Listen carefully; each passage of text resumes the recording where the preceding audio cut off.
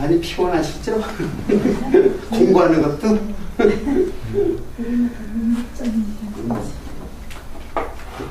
그래서 충분히 내가 항상 이렇게 충분히 휴식을 취할 때 휴식을 취해야 돼요. 눈꺼풀 내려앉는 거는 어쩔 수가 없어.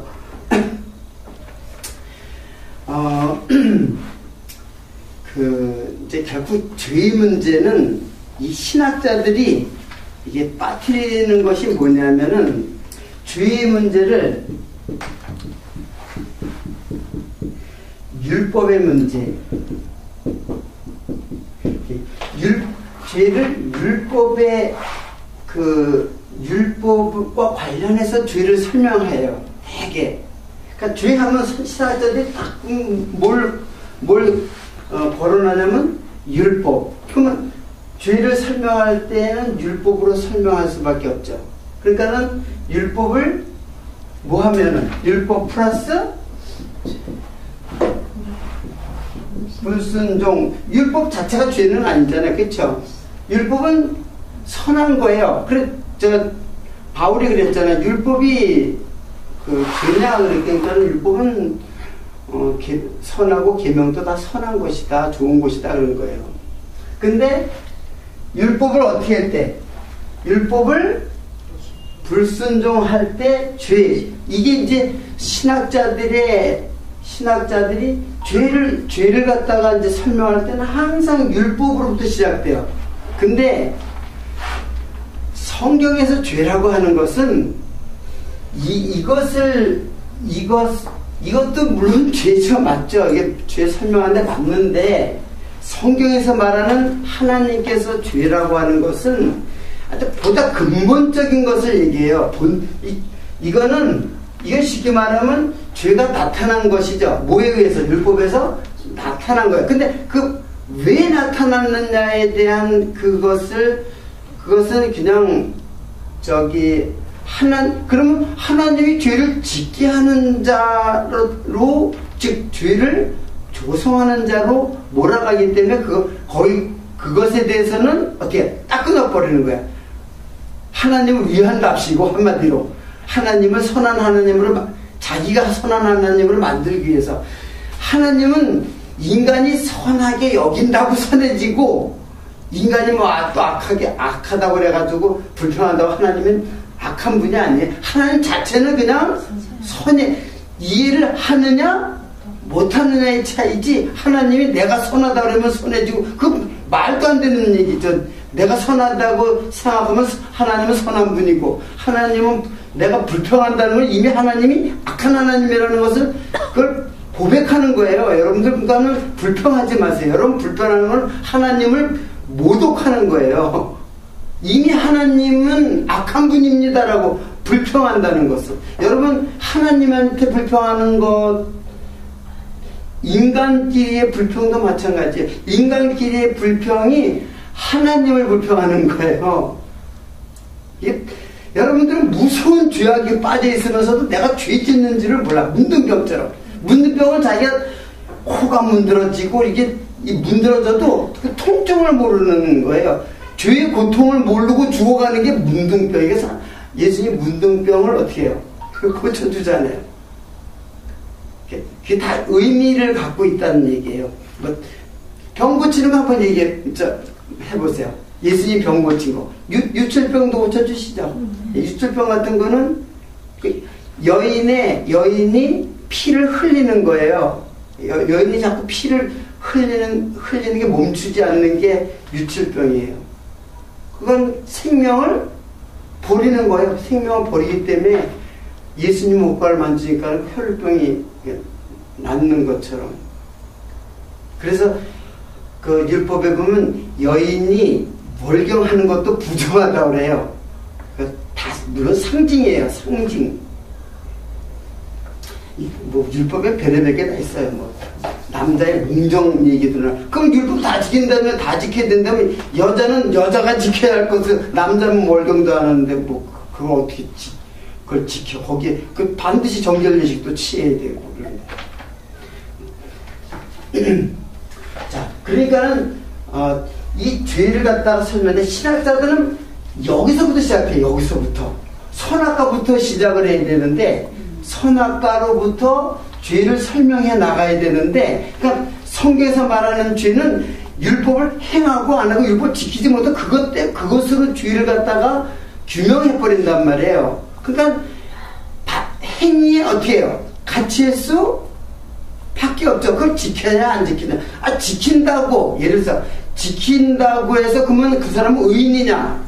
그러면 좀 더 확대 해석해서 그럼 내 율법을 범하면은 죄가 죄인이 되죠. 그럼 율법 다 지키면 의인 됐냐? 다 지키지도 못하지만은 다 지켰다고 해서 그게 아니에요.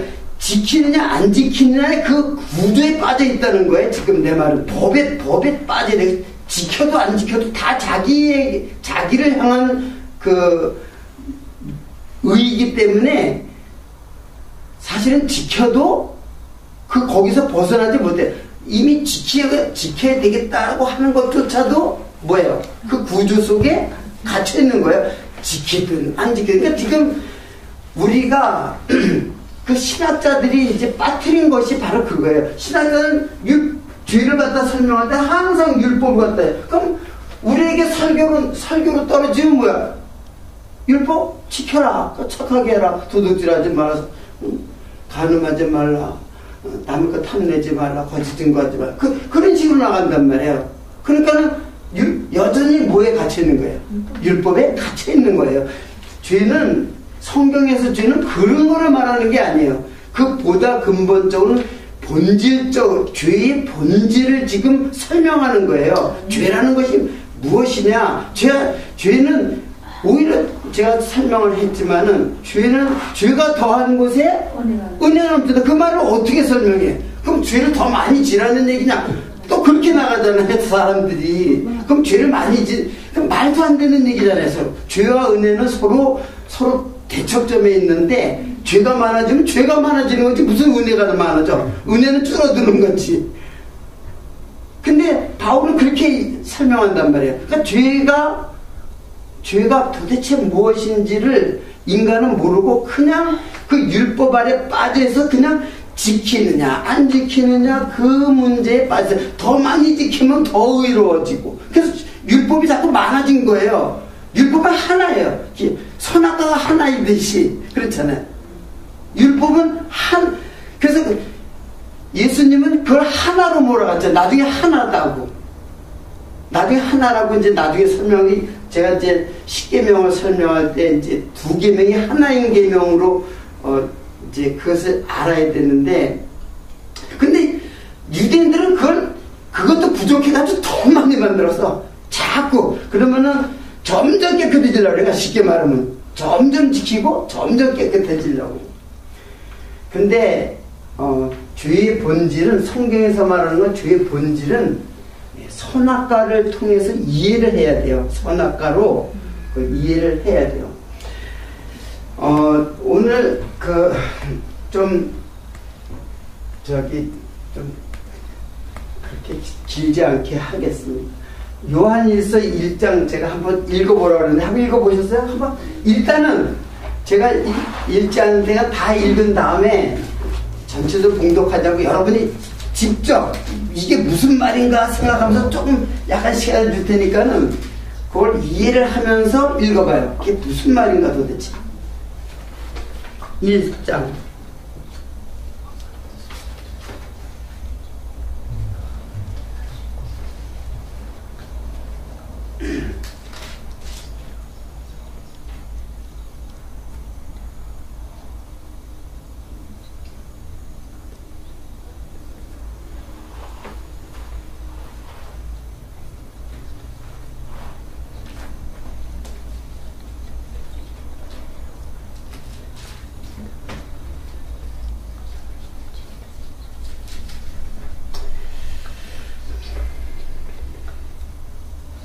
그냥 대충 읽어보세요. 제가 설명을 해드릴게요.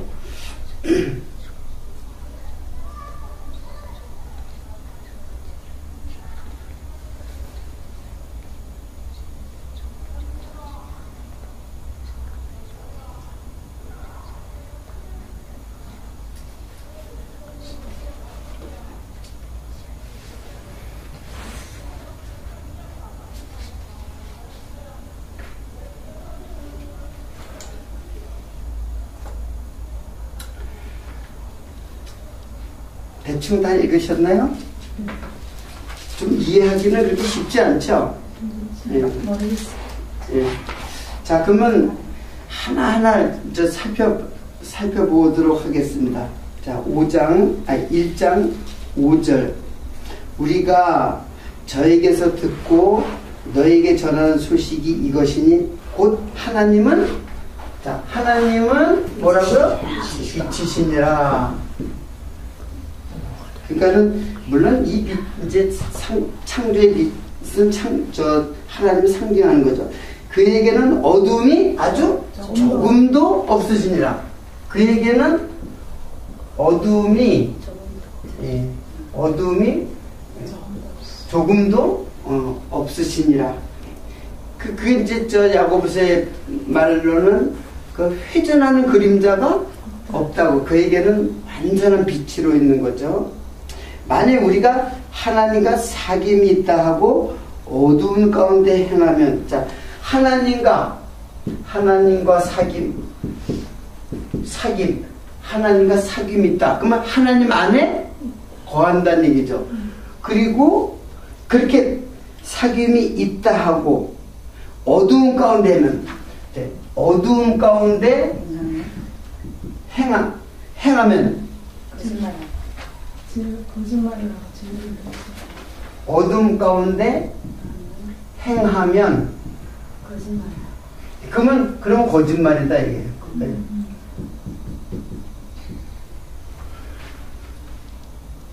맞죠? 네. 하나님하고 새기면 하나님하고 새기는데 어둠 가운데 행하면 거짓말이다. 맞죠? 네. 자, 그리고 진리를 행치 않는다. 어둠 가운데 행하면 진리도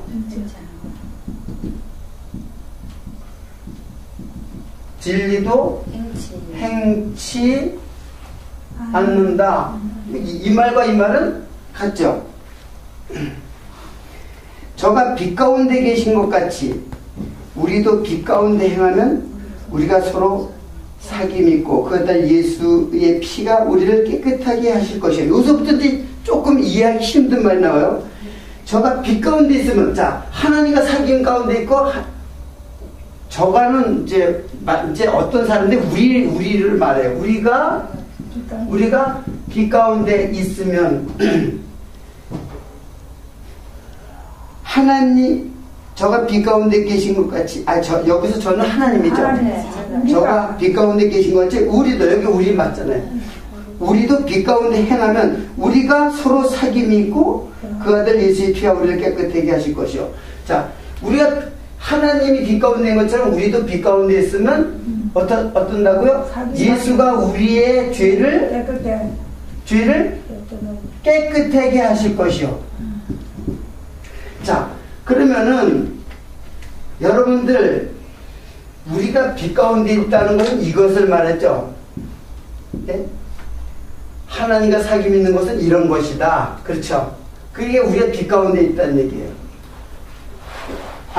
이것의 반대죠. 네, 반대죠. 근데 우리가 빛 가운데 있다고 하는 것이 도대체 어떤 것이냐를 지금 설명하려는 거예요. 그러면 우리 죄가, 그럼 빛 가운데 있으면 죄가 있어요, 없어요? 없어요. 빛 가운데 있으면 죄가 죄가 있어요, 없어요? 여기 가운데 있으면 죄가 없죠. 그러면 죄가 없다면 뭐라 깨끗하게 해요? 죄가 없다면은 죄가 없으면 그냥 죄가 없는 거지. 죄가 있으니까 깨끗하게 하는 거 아니에요? 하나님의 빛 안에 있으면 죄가 깨끗하게 된다는 거지. 네, 좋아요. 하여튼 어떻게 그 뒤를 또 한번 봐요. 이 성도들이 무거워가지고. 자, 그 다음에 만일 우리가 죄 없다 하면 스스로 속이고 또 진리가 우리 속에 있지 아니할 것이요. 만일 우리가 우리 죄를 자백하면 저는 미쁘시고 우려서 우리 죄를 사하시며 모든 불에서 깨끗하게 하실 것이야. 일단 8절 보세요. 우리가 죄 없다 하면 스스로 속이고 진리가 우리 속에 있지 아니할 것이요. 아이고. 자꾸 왜 왔다 갔다 하세요? 깜짝 놀랐네. 자, 이 말은 사실은 이제 여러분들이 좀 이해하기 힘든데 내가 무슨 것을 얘기하려면 빛 가운데 있다고 하는 것은 죄가 없다는 얘기가 아니에요. 빛 가운데 있다고 하는 것은 하나님과 사귐이 있고 빛 가운데 있다는 것은 좀 아주 그냥 냉철하게 생각을 일단 성경이 문맥적으로 이해를 해야 되잖아요. 일단 성경을 문맥적으로. 자, 이 말은 무슨 뜻이냐면 빛 가운데 있으면 죄를 안 짓는다고 생각을 하고 있단 말이에요. 사람들이. 아니에요. 빛 가운데 있으면 우리 죄가 여기에서 드러나는 거예요. 빛이라는 거는 죄를 드러내는 거예요. 내가 죄인인데 죄를 모르고 있어. 죄인인 줄 바리새인들처럼 그리고 우리들처럼. 그러니까 내가 죄인인데 죄인이 아닌 것 같아. 왜냐하면 깨끗하게 살아가는 것 같아. 그래서 내가 무슨 죄를 했다고 자꾸 그런단 말이에요, 사람들이. 근데 예수님은 자꾸 우리 보고 죄인이라고, 성경은 막 자꾸 우리 보고 죄인이라는데 내가 뭔 죄를 그렇게 많이 졌냐고. 좀 죄를 짓는 것 같은데 내가 그냥 그렇게 심판을 받을 만큼 큰 죄가 뭐가 있는 것 같지 않아요. 근데 자기 이제 뭐 죄의 경중으로 얘기했지만 사실은 우리는 엄청난 죄인인데 그냥 내가 죄인 아니라고 생각을 한단 말이에요, 자꾸. 그러니까 남을 어떻게 해요? 판단하고 정죄하고. 그거는 나는 의인이라고 하는 것에 대한 그 표현 방법이에요. 남을 판단하는 사람은 나는 의인이다, 나는 의인이다 계속 그렇게 하는 거예요. 자, 그러니까는 자, 이 결론을 갖다 얘기하면 이 말들이 쫙 풀려요. 자, 지금 이 말들이 좀 막 복잡하고 이해를 못 하잖아. 빛 가운데 있다고 하는 것은 죄를 짓지 않는 것이 아니라 죄인이라는 얘기, 쉽게 말하면 죄인이라는 얘기예요. 죄인이 자기가 죄가 없다고 하면은 이건 어둠 가운데 있는 자예요. 죄가 없다고 하면은 나 죄가 없다. 그 사람은 어두운가? 왜 어두운 자냐? 자기 죄가 있는데도 어두우니까, 속여있으니까 자기 죄를 못 보는 거예요. 지금 빛이 와야지만 내가 죄인인 것이 드러나는데 자기가 어두움 가운데 있으니까 나는 의인이라고 생각한단 말이에요. 그러니까는 우리는 이 말을 갖다 빛 가운데 있고 하나님과 사귐이 있다고 하는 건 죄를 안 짓는 것이라고 알고 있단 말이에요. 그게 아니라 내가 죄인인 줄 아는 게 빛 가운데 있는 거야. 빛의 목적은 어두움을 어떻게 해요? 밝히는 게 목적이에요. 나를 죄를 갖다 안 짓게 하는 게 목적이 아니라 예수님이 나를 오신 것은 내가 죄인이라는 것을 어떻게 해요? 밝혀주는 데 목적이 있는 거예요.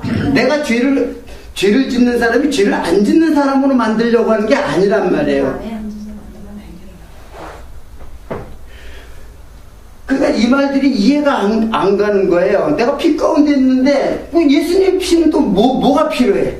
예수님이 나를 갖다, 내가 죄가 있어야 내 죄를 깨끗하게 씻을 거 아니에요. 그러니까 죄인인 줄 알아요. 그래서 예수님께서 내가 너 같은 의인 부르러 온 거 아니다. 나 죄인 부르러 왔다 해요. 그러니까 죄인인 줄 자기가 깨닫고 어떻게 해야? 자, 고백해야. 깨닫고 고백하는 자가 빛 가운데 있는 자라는 얘기예요. 하나님과 사귐이 있는 자라는 얘기예요. 근데 어둠 가운데 있는 사람은 죄가 반대로 뭐라 해요? 죄가 없다라고 얘기한단 말이에요. 죄가 없다. 그러니까는 이 사람은 뭐예요? 죄가 없는 사람이 뭐예요? 예? 의인이죠. 여기는 뭐예요? 여기는 반대로 죄인이고. 그러니까 이게 의인으로 자기가 의인이 되고 자기가 죄인 되는 게 아니라 빛이 우리를 어떻게 해요? 죄인이 죄인인 것을 알게 하는 게 빛이라는 얘기예요. 이게 율법이에요, 사실은. 율법이 우리 죄를 갖다가 어떻게 밝혀주는 거잖아요. 그러니까 율법이 바로 빛으로 온 거예요. 사실은 빛으로 왔는데 그걸 행하려고 보니까는 자꾸 그 빛에 의해서 자기 죄를 숨어버려. 그래서 하와가 아담이 제일 먼저 한 행동이 뭐예요? 율법 뒤로 숨은 거야. 나 죄인? 그러니까 자기 죄를 가리려고, 자기 부끄러움을 가리려고 하는 모습이에요, 그게. 그러니까는 여러분들, 어둠 가운데 있는 사람은 자기는 항상 깨끗한 사람, 나는 착한 사람, 의로운 사람, 이 사람이 어둠 가운데 있는 사람이에요. 자기 죄를 못 보니까 빛이 와야지 보지. 이거를 자기 죄를 빛이 와야지 자기 죄를 밝혀주지. 그러니까 항상 자기 말은 오라. 자기는 항상 오라. 그래서 판단을 많이 해. 율법을 많이 배워가지고 그거 다 그 율법이 나를 갖다 심판하는 줄 모르고 그 율법을 갖다 남을 심판하는 도구로 삼아버려. 그러니까 많이 배우고 많이 성경을 많이 배운 사람일수록 오히려 남을 갖다 더 정확하게 남의 죄들을 다 판단. 사실 그 죄가 누구한테 있는 거예요? 나한테 있기 때문에 발견이 되는 거예요. 남을 판단하는 사람 자세히 보세요. 자기는 아니라고 자기조차도 속아. 자기도 속아. 성경은 자기도 속는다 그래요. 근데 사실은 그걸 밝혀낼 수 있는 것은 자기 안에 있기 때문에 그것도 밝혀낼 수 있는 눈이 열린 거예요. 그러니까 여러분들 남을 갖다 판단할 때 그게 내 죄라고 생각하면 정확하게 맞아요. 우리 전도사님 맥 빡빡빡 웃으시네. 찔리는 게 있는 모양이야. 맞아요. 우리는 다 똑같아요. 그러니까는 진리를 깨닫게 되면 형제의 죄를 보고 자기를 돌아본다 그랬어요. 형제의 죄를 보거든 자기를 돌아보라 그랬어요. 그는 뭐냐면은 형제의 그 죄를 보고 저런 못된 놈 텔레비 보고 저 정치인들 보면 세상에서 믿었는데 참 믿을 놈 하나도 없네 하면서 막 저거 하잖아요. 근데 형제의 죄, 진짜 심각한 죄를 범할 수도 있잖아요. 정말 용서질 하기 힘든 그런 죄도 있잖아요. 그런 거를 볼 때 나도 저 죄가 있는데 그러니까 형제를 어떻게 해요? 너그럽게 볼 수 있는 눈이 열리는 거예요. 나도 똑같은데 내가 뭘 더 그 형제의 죄를 갖다가 보고 왈가불가하고 그래요. 내 죄 때문에 이것 때문에 고통받는 것도 힘들어 죽겠는데 어떻게 무슨 눈이 있어가지고 여유가 있어가지고 남의 죄까지 다 이렇게 살려. 그러니까 내 죄는 없다는 얘기 아니야 그게. 지금 이 얘기예요. 지금 이 얘기가 어둠 가운데 있으니까 난 죄 없다고 해요. 그게 정확하게 맞잖아요. 바리새인들. 그러니까 세리 찬게 난 저 사람들하고 어때요? 난 다르다 이게. 난 저 사람들하고 같지 않다. 그걸 또 감사하게 하나님께 기도를 해. 난 저들과 같지 않으면 하나님 감사합니다. 하나님 보시다 한심하죠. 한심한 게 아니라 그들은 완전히 눈이 멀은 거예요. 그리고 뭐라 했어요? 세리와 창기 주인은 감히 하늘을 우러러보지도 못하고 나는 죄인으로서이다. 고백하잖아요. 죄를 고백하잖아요. 주님을 발견한 자는 반드시 자기의 죄를 고백하게 돼 있어요. 베드로 보고 밤에 낮도록 고기를 잡았는데 고기도 못 잡는데 야 저쪽에 깊은 데 가서 거기다 그물 던져봐. 오른쪽에 가서 그물 던져봐. 그 그물이 찢어질 정도로 막 잡혔어요. 그러니까는 바로 나는 죄인으로서 일단 나를 떠나서서. 그래서 하나님, 당신은 하나님입니다. 나를 떠나서 난 죄인인데 나를 떠나서서는 당신은 하나님입니다. 나는 하나님과 같이 거할 수 없는 자입니다. 그렇게 고백이 나온단 말이에요. 그러니까는 우리의 죄가 얼마나 억만 죄악의 그 더러운 죄가 가득한 죄인인지를 모르기 때문에 기고만장하는 거예요. 우리 인간들은 어디 자랑이 있을 수 있으며 어디 남을 판단하는 게 있을 수 있겠어요.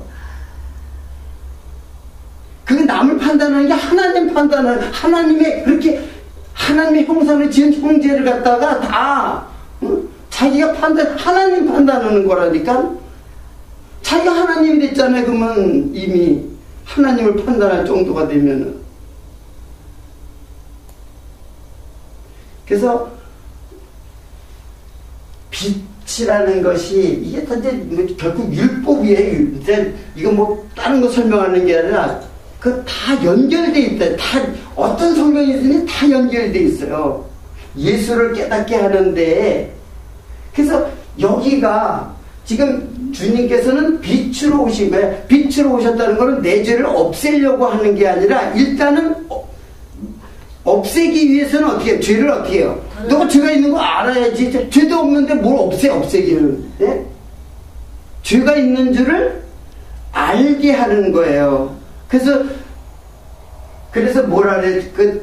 저희 그리스도께서 저희 죄를 깨끗하게 하실 것이요. 그렇게 하는 거예요. 그러니까는 죄인인 줄 아는 것이 바로 빛 가운데 있는 사람이에요. 그래서 예수님께서는 계속 그 바리새인들하고 놀지 않고 누구하고 놀았어요? 죄인들하고 그냥 그저서 포도주도 마시고 음식도 먹고 굉장히 즐겁게 적었잖아요. 그래서 내가 의인을 부르러 온 것이 아니라 죄인을 부르러 왔다. 그리고 너희가 건강하면은 건강 의원이 필요 없다. 그러니까 건강하다고 생각하는 바리새인들, 너희들 건강하고 의인이라고 생각하니까 너희들 나 필요하지 않잖아. 나는 병든 자에게 필요해서. 그래서 병든 자도 고치는 거예요. 병든 자, 유출병, 문둥병, 그리고 중풍병은 뭐예요? 중풍병은 여러분 그 병이라는 것은 죽음의 증상이에요. 물론 모형이에요. 병이라는 게 뭐예요? 병이라는 게 죽음이에요. 다 뭐해서 죽어요? 병들어 죽는 거죠. 병들어 못 먹어서 죽는 거예요.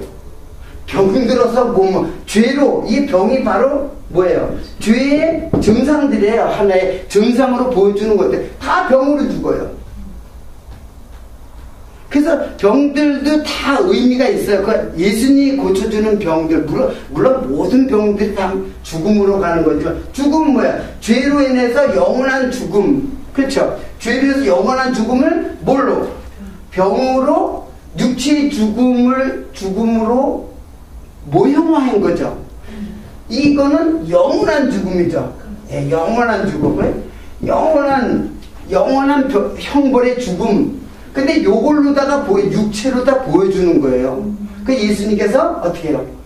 요걸 자꾸 고쳐주는 거는 네 죄를 사해가지고 영원한 생명을 주겠다고 하는 것에 대한 모형으로 지금 하는 거예요. 근데 이거 자체만 기적 베풀었다. 지금도 병 고쳐달라고 그래. 참, 모형을, 진짜를 보여줬는데 자꾸 모형 쫓아가. 그러면 안 죽어요? 그 사람? 만약에, 그때 병 고친 사람 지금까지 살아있나요? 다 죽었잖아요.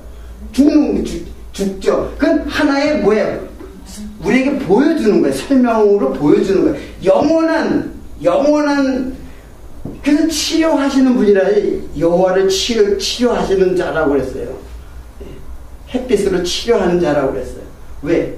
우리의 죄의 병을 치유하시는 병이다. 그래서 저기 누구나 분하자매 남편이 여기로 말하면 중풍병자예요. 중풍병이에요. 그게 뇌출혈해가지고 사실 그게 중풍이에요. 중풍병은 뭐냐면은 피가 피의 혈류가 막혀버리니까 그게 터져버리는 게 이제 그것을 이제 터져가지고 이제 한쪽이 막 이렇게 반신불수되고 그렇게 되는 병이에요. 죽을 수도 있고. 그러니까 그런 게 있죠.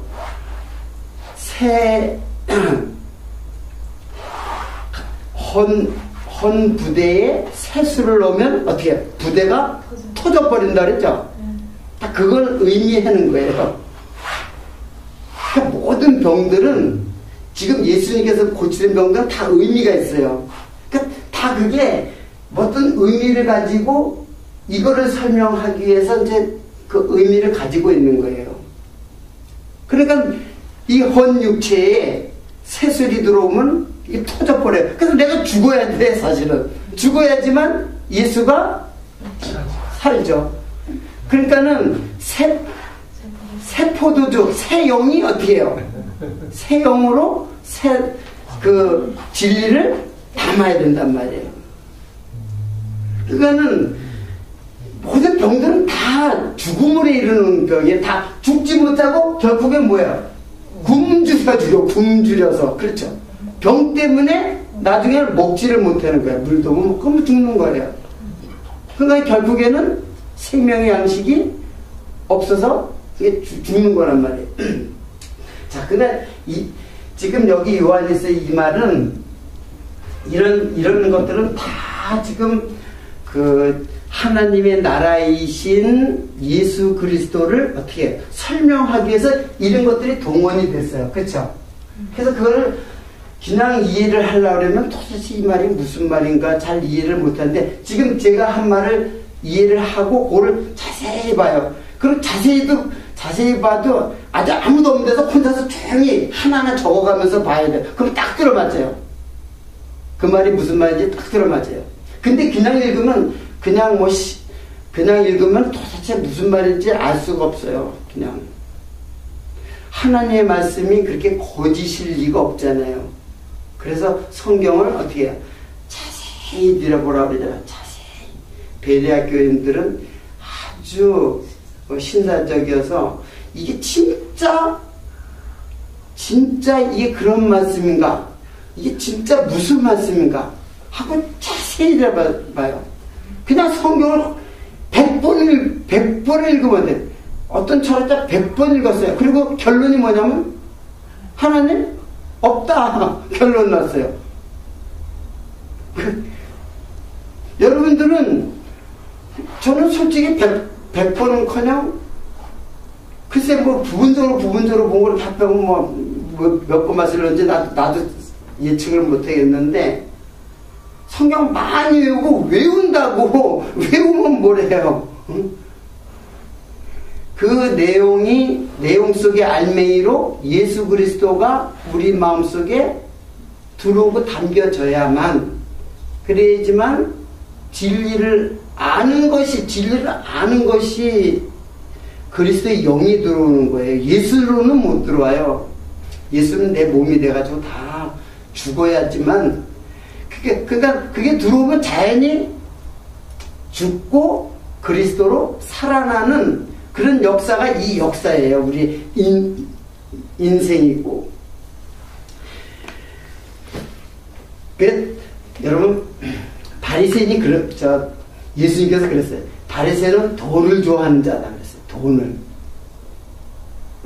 여러분 아까도 얘기했지만 바리새인이 돈을 좋아하는 사람이 아니에요. 그렇죠? 돈 좋아하는 사람은 누구예요? 세리가 돈을 좋아하지 뭐 바리새인이 돈을 좋아하나? 세리는 돈에 눈이 멀어가지고 신앙이고 나라고 다 팔아버리고 그냥 돈만 딱 챙겨가지고 도망가려고 했던 사람인데 진짜 돈 좋아하는 사람은 세리잖아요. 근데 예수님은 반대로 바리새인은 돈을 좋아하는 자라고 했어요. 그러니까는 바리새인은 속으로는 돈을 좋아하는 거야. 아니 그게 아니고 그게 율법이에요. 율법. 왜 아까 처음에 얘기했잖아요. 돈이라는 거는 소유고 이 가치고 이거 그러니까 율법 하나님 말씀을 돈으로 삼는 거야. 자기 명예와 자기의 소유와 가치로 삼는 자가 그러니까는 돈을 좋아하는 자라 했어요. 그 바로 나왔잖아. 돈을 좋아하니까는 자기를 스스로 옳다는 자라고 했잖아요. 그게 돈이 아니죠. 예? 재물을 말하는 게 아니죠. 그러니까 성경에 예수님께서 하시는 초점은 재물 그런 것 관심이 없어요. 재물이 많든 적든 그건 생각 관심이 없어요. 그래서 부자가 천국에 들어가지 못하는 거예요. 바리새인을 부두고 얘기하는 거예요. 율법 좋아하는 사람, 율법을 제대로 알맹이로 이해하지 못하고 껍데기로 이해해가지고 그걸 오히려 어떻게 해요? 자기 소유로 삼아. 아까 얘기한 대로 자기 소유로 삼으니까는 그게 뭐야? 자연스럽게 남을 세리와 청비 저 사람은 천국에도 못 갈 사람. 자기네는 천국에 갈 줄 아주 확신을 해요. 엄청난 착각이죠. 내가 천국에 안 가면 누가 천국에 가냐? 그런 거야. 확신을 해요, 자기가. 여러분, 이거 웃을 일이 아니에요. 웃을 일이 아니라 이게 바로 나였어요. 그게 지금 현재의 나고 지금 저의 얘기를 하는 거예요. 지금 그 요소를 갖다가 진리가 잡고 죽여나가는 그 요소를 죽이는 작업이 지금도 다 죽지 않았어요. 내 생명이 끝날 때까지 그게 죽어가요. 그래서 바울은 뭐라 그래요? 날마다 죽는 게 뭐가 죽는 그게 죽는 거예요. 그게 뭐 육체가 죽는 것을 말하는 게 아니라 육체도 물론 죽어가도 나야 되니까. 지금 그게 여러분에게 다 있지 않느냐 이 말이에요. 그게 다 있는 거예요. 다 예수 믿는 사람도 정확하게 예수 믿는 나도 그게 있다니까요. 그러니까는 어떻게 해요? 죽이는데 내가 그걸 죽일 수가 없어. 그렇죠? 내가 나를 죽일 수 있어요? 자살한다고 되나요 그게? 자살하고 싶은 마음까지 생기죠. 어떤 때는 이 도대체 이 불가능한 놈, 아무리 진리를 안다고 해도 이 육체를 갖고 있는 자 그거 없앨 수가 없어. 이거는 지금 제가 바리새인들의 죄를 원리적으로 얘기하면서 바로 우리들의 죄를 갖다 지금 들춰내는 거예요. 이 진리가 이게 빛 아니에요. 빛. 지금 빛이에요. 이 말씀의 의미가 여러분의 마음속에 빛이란 말이에요. 그게 어두운 마음, 바리새인처럼 화나다고 생각하는 거고 그게 바로 어두운 마음인데 그 마음속에 지금 다 비추는 거예요. 그래서 하나님 앞에 나를 고백하는 거예요. 고백할 때마다 이미 용서는 또 받았잖아요. 이미 저질러진 죄고 그거 어떻게 해야 돼? 이미 죄도 짓고 과거의 죄도 또 앞으로도 죄를 안 질 자신이 없어. 만약에 그래 여태까지 용서해 줬으니까는 앞으로는 죄를 짓지 마. 그렇게 만약에 하나님이 약속한다면 하나님 나 자신 없어요. 하루도 자신 없어요. 하루도. 그러니까는 어떻게 해야 돼요? 그런데 이 법이 사라져버려요. 용서라는 것은 개인과 개인의 어떤 이게 감정 싸움이 아니에요. 용서는 내가 또 피해를 준 사람을 갖다가 내가 관심 있게 아주 너그럽게 내가 용서해줄게 그런 용서가 아니에요. 그 법이 사라지는 것을 용서의 개념이에요. 그 법이 사라지니까는 과거의 죄, 앞으로의 죄, 모든 죄 자체가 어떻게 돼요? 다 죽어버리는 거예요. 다. 율법 남편이 죽으니까는 법에서 자유해버리는 거예요. 그래서 죄를 지어도 설상 내가 죄를 앞으로 짓지 않을 자신이 없다 그랬죠. 죄 진단 말에 분명히 내일도 짓고 모레도 짓고 죽을 때까지 죄를 져요. 이 몸은. 왜 이게 죄의 덩어리인데 뭐 어떻게 할 수가 없잖아. 자꾸 자기는 착해진다고 생각해. 예수를 믿으면은 엄청난 바울이 그 바리새인들의 착각이 그거라니까요. 자꾸 예수를 믿으면 점점 자기 착해진다고 생각해. 아니에요. 착해지는 게 아니라 그 죽어야 할 죽어야 할 육체 속이 점점 날마다 죽는다는 고백으로 바울이 얘기했던 것처럼 죽는 거예요. 그래서 리모델링 하는 게 아니라고 그랬잖아요. 개선할 수 있는 게 아니라고 그랬잖아요. 아까 얘기한 대로 그 죄를 갖다가 의인으로 만들려고 하는 게 아니라 그거를 죽이려고 하는 거예요. 밝혀가지고 내가 죽어야 할 죄라는 것을 날마다 깨닫는 것이에요. 그 깨닫는 것이 가장 중요한 거예요. 그게 이제 그런 사람이 그 죄에 대한 그 애통이 근데 언제나 다 용서받았잖아요. 그것도 이제 진리로 알았잖아요. 내가 죽을 때까지 모든 죄를 다 용서받았다는 것도 다 이제 알았잖아요. 그러니까는 그러면 나는 마음대로 앞으로 죄를 져도 좋다. 그게 말이 되느냐 이게요. 예? 이렇게 생각하면 돼요. 여러분들 저 거지 맨날 빌어먹고 그냥 그러고 그리고 그냥 깡패한테 얻어 터지고 또 앵벌이가 돼가지고 상납해고 그래가지고 돈 맨날 배를 굶주려가면서 그렇게 거지 노릇하는데 어떤 사장이 아주 부자 사장이 걔를 갖다가 아들 삼아버려요. 그래서 걔를 갖다가 데려와가지고 다 깨끗하게 씻기고 그리고 좋은 옷도 입히고 좋은 집 자기 방도 만들어 놓고 여기서 편안히 살아라 그랬는데 그 아버지한테 뭐 요구할 수 있나요? 더 이상 요구할 게 없죠. 다 먹을 거 입고 다 줬는데 아직까지도 거지같이 생각하고 있으면은 안 되잖아요. 그러니까는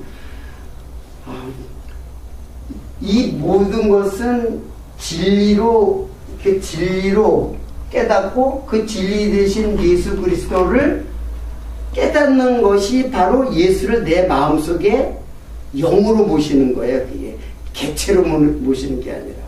그래서 예수님의 은혜 맞아요.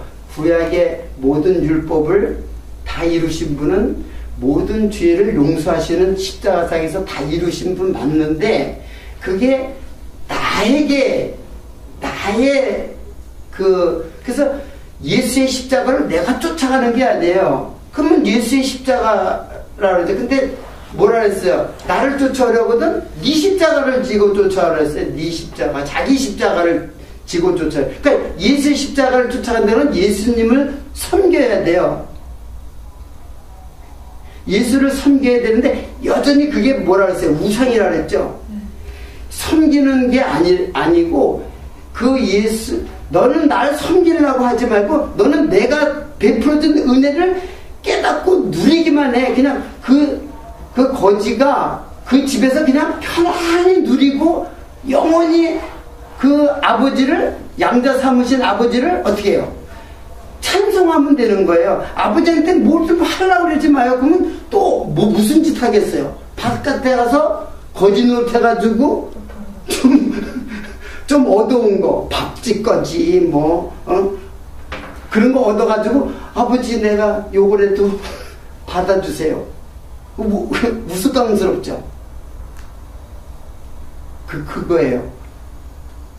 여러분이 뭘 하려고 하는 것이 하나님한테 그러면 하나님이 참 너 그 주인이 이제 아버지가 됐잖아요. 양자로 삼았으니까는 양자로 삼은 그 거지가 한 행동을 보고 야, 너 참 기특하고 착하고 나한테 충성 잘한다. 내가 너에게 그러니까 충성 바라고 했을까요? 그 아버지가? 그거 아니잖아요. 그에게 엄청난 사랑과 은혜를 주고 그거 은혜 깨달으면 되는 거예요. 뭘 하려고 해봤자 그 능력이 그거밖에 안 되니까 우리 능력이 하나님께 드릴 수 있는 게 아무것도 없어요. 하나님이 할빈에 진짜 죽어가는 영혼 들어갔다가 복음으로 살려내라. 그 일이 하나님의 일이라고 할지라도 나 아니어도 하나님의 뜻으로 그냥 다 이룰 수도 있어요. 아니, 할빈 신에도 다 이룰 수 있어요. 하나님 능력이 없어가지고, 나 같은 자를 갖다가 써가지고, 그걸 하겠어요? 나에게 유익이에요, 나에게. 내가 가장 큰 은혜를 받게 되는 거예요. 그걸 깨달으니까는. 그런 거지, 내가 하나님이 일을 하는 게 아니에요. 하나님이 무슨 뭐 능력이 없어가지고 내 힘이 왔다. 너 나 좀 힘 좀 보태줘라. 해가지고 그걸 쓰는 게 아니에요. 인간은 계속 그 생각을 하고 있어. 내가 하는 것, 그래서 아무것도 없다. 만약에 내가 한다면 그게 네 의의가 되는 거예요. 자기 의의가 되는 거예요. 그래서 그 의의가 어때요? 누더기가 되는 거예요. 하나님한테 가니까 예복이 안 되는 거예요. 누더기 같은 거.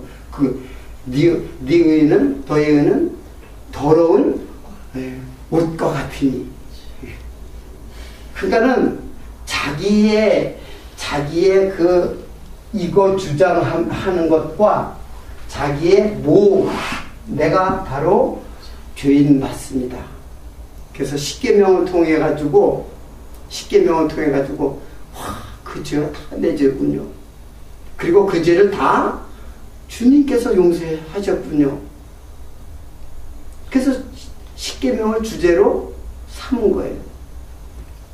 그게 그냥 여기다 써붙여놓고 매일같이 그거 지키려고 하는 그런 어떤 강령이 아니에요. 이게.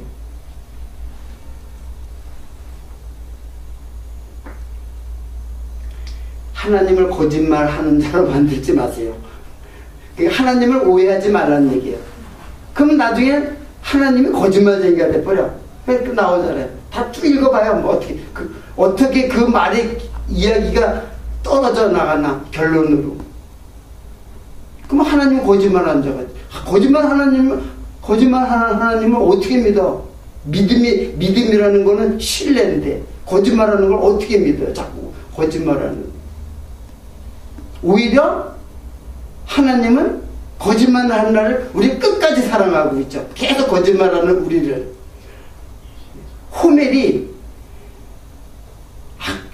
거의 창녀 같은 그 호멜을 갖다가 호세아가 아내로 데려왔는데 계속 바깥에 나가지고 다른 남자한테 눈을 돌리고, 다른 남자 또 데려오면 또 다른 남자한테 가고.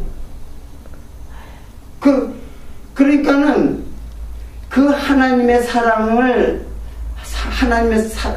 하나님에게서 나온 거지, 우리의 모습을 지금 다 보여주고 있는 거야. 다 돈 쫓아가고, 다 명예 쫓아가고, 다 자식 자랑하고, 다 남 의지하고, 사람 의지하고, 또 배신 나가면 또 배신했다고 또 그냥 미워하고.